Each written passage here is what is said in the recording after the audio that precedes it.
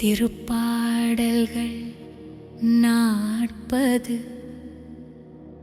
நான் ஆண்டவருக்காக பொறுமையுடன் காத்திருந்தேன்.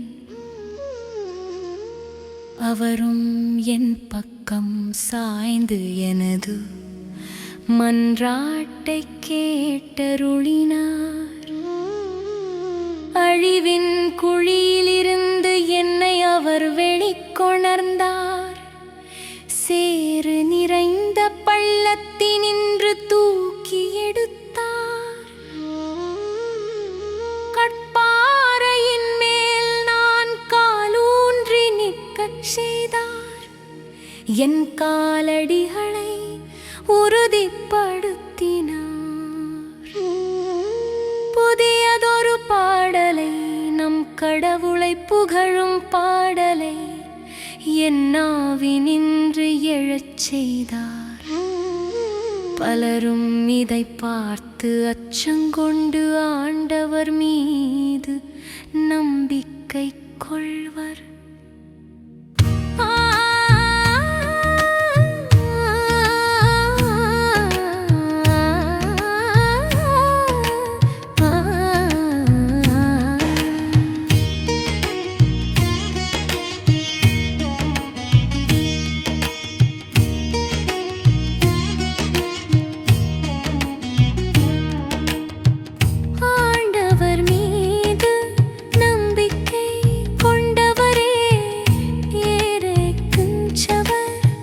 அத்தகையோர் சிலைகளை நோக்காதவர்,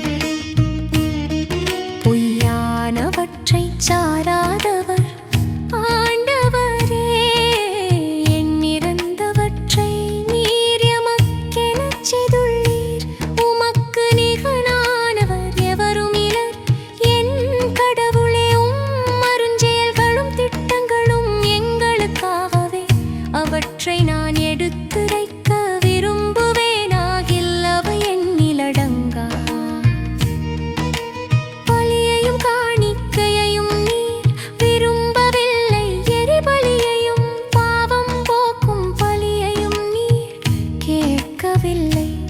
ஆனால் என் செவிகள் திறக்கும்படி செய்தீர்.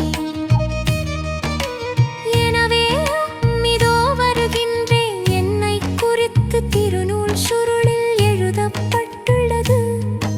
என் கடவுளே, உமது திருவுளம் நிறைவேற்றுவதில் நான் மகிழ்ச்சி அடைகின்றேன். உமது திருச்சட்டம் என் உள்ளத்தில் இருக்கின்றது என்றேன். என் நீதியை நீர் நிலைநாட்டிய நற்செய்தியை மாபெரும் சபையில் அறிவித்தேன். நான் வாயை மூடிக்கொண்டிருக்கவில்லை.